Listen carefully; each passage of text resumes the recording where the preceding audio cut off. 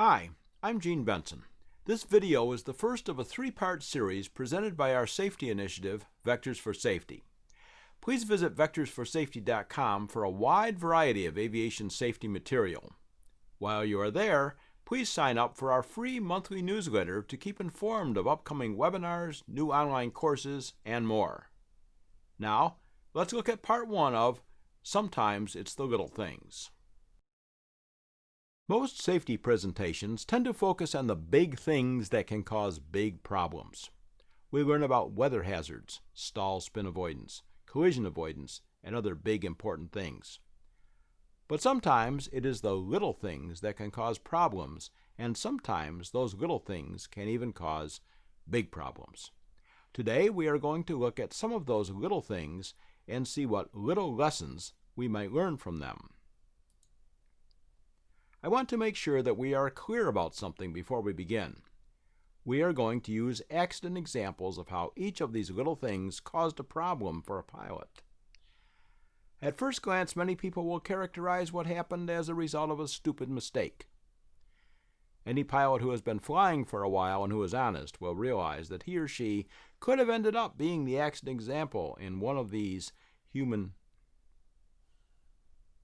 I want to make sure that we are clear about something before we begin. We are going to use accident examples of how each of these little things caused a problem for a pilot. At first glance, many people will characterize what happened as a result of a stupid mistake.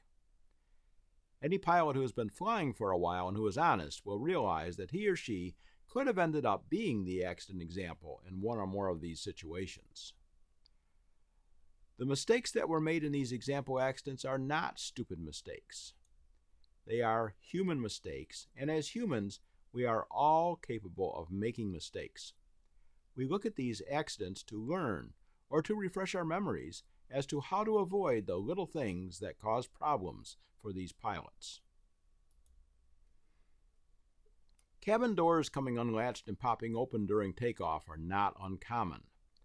Generally speaking, the airstream prevents the door from opening more than a couple of inches.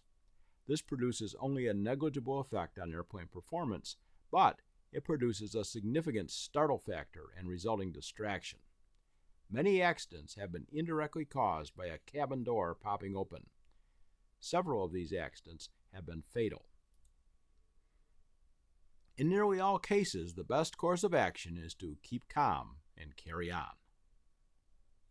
The Cessna Skycatcher, or the Cessna 162, has the following in the pilot's operating handbook for the airplane. In the event of a door opening in flight, the pilot should not attempt to close the door and should land normally as soon as practical. But there is a human tendency to want to correct things that are wrong, and the distraction factor can be powerful.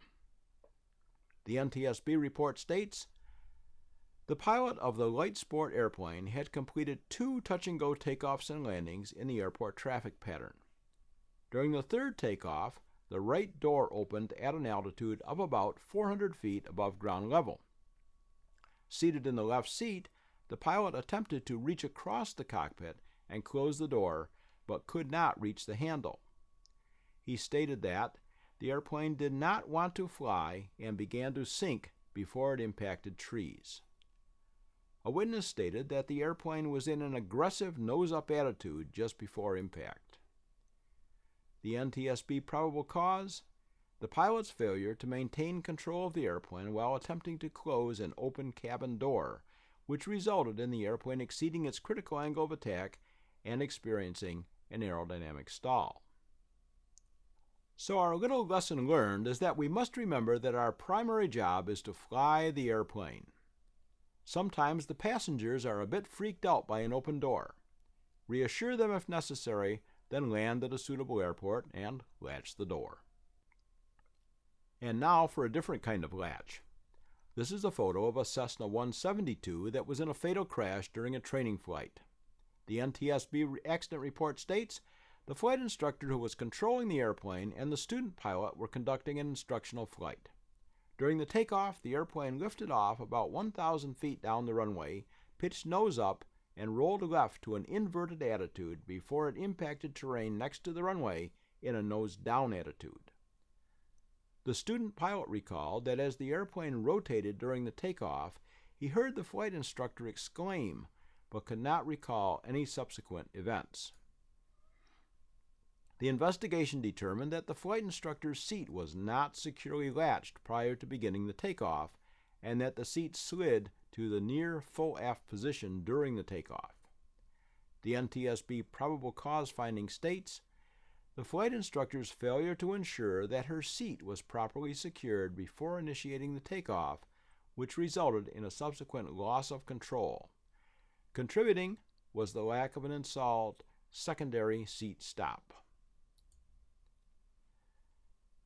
Our lesson learned: make sure seats are properly latched before takeoff. Comply with manufacturer recommendations regarding any secondary seat stop installation. Fuel caps come in many sizes and styles. When we remove them, they allow us to add fuel to the tank. If we do not replace them, they allow that same fuel to escape from the tank. The pilot reported that about 1 hour into a flight, the engine sputtered and quit. He executed a forced landing to a landfill. Due to uneven terrain, the airplane was substantially damaged, but both pilot occupants escaped with only minor injuries. The pilot reported that after the impact, the passenger received a telephone call from the departure airport fuel service attendant stating that the airplane's left fuel cap was on the airport ramp. During a post-accident examination by the pilot, it was revealed that, yes, the left fuel cap was missing. The pilot operator report provided by the pilot to the NTSB stated that he had been distracted during the pre-flight inspection and that he had not completed a second inspection.